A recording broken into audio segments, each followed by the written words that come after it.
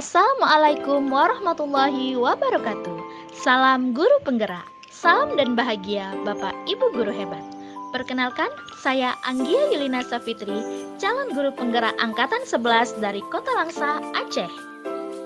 Pada video kali ini, saya akan memaparkan kesimpulan dan refleksi pemikiran Ki Hajar Dewantara yang terdapat pada modul 1.1J, koneksi antar materi. Pendidikan dan pengajaran menurut Ki Hajar Dewantara adalah usaha persiapan dan persediaan untuk segala kepentingan hidup manusia.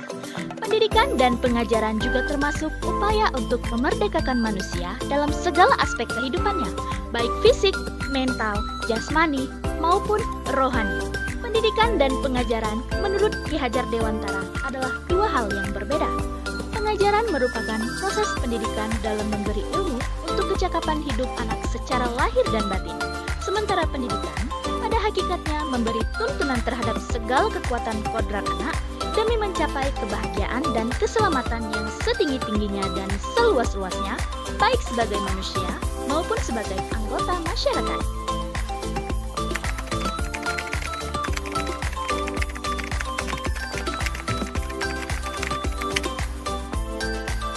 Sebelum mempelajari modul 1.1, pembelajaran yang saya lakukan hanya sebatas mentransfer materi kepada peserta didik saja.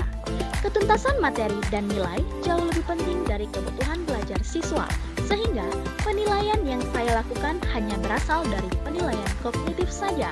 Misalnya, ketika peserta didik selesai mengerjakan soal atau latihan, di akhir pembelajaran saya hanya melihat nilai dari ketuntasan materi yang saya ajarkan saja. Saya beranggapan bahwa kegiatan pembelajaran yang efektif hanya dapat dilakukan di dalam kelas saja. Dan saya tidak pernah mengidentifikasi minat serta bakat anak sebelum memulai pelajaran, sehingga saya tidak dapat menuntun anak kepada kodrat yang dimilikinya. Serta, saya beranggapan murid hanya sebagai objek pembelajaran. Murid hanya boleh melakukan apa yang guru sampaikan.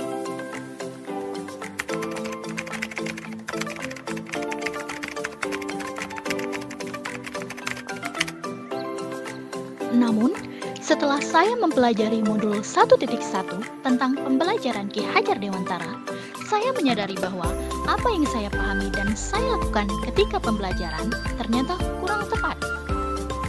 Seharusnya, saya melakukan proses pembelajaran secara menyeluruh yang tidak hanya berfokus pada penilaian kognitif saja.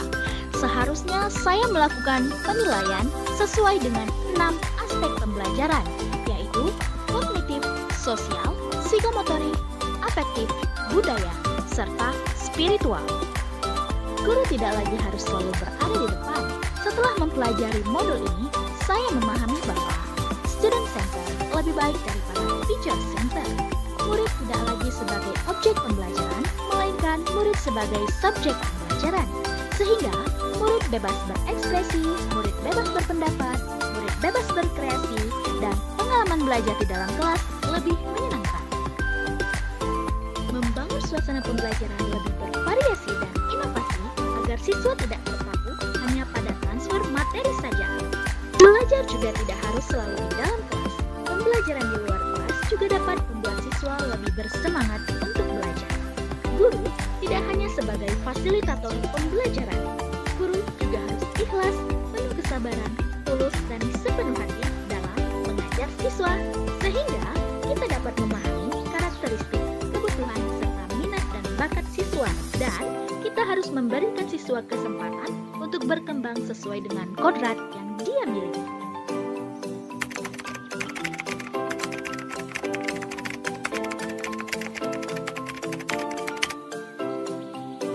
Hal yang dapat saya terapkan di dalam kelas pembelajaran saya adalah: pertama, merancang pembelajaran yang berpusat pada siswa dan melaksanakan pembelajaran yang menyenangkan.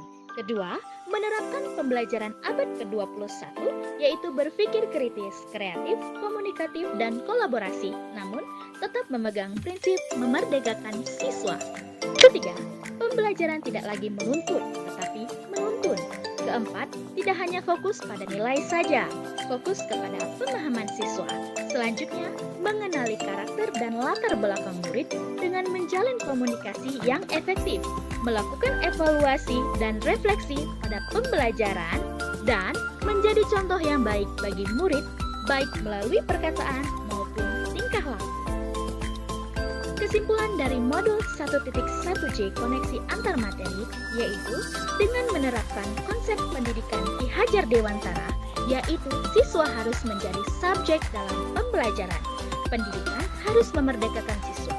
Guru selaku fasilitator dalam pendidikan harus selalu menuntun siswa dan mengarahkan serta membimbing siswa kepada kodrat yang mereka miliki agar mereka mencapai tujuannya. Sekian pemaparan dari saya, semoga bermanfaat dan menginspirasi. Terima kasih telah menonton video saya. Wassalamualaikum warahmatullahi wabarakatuh.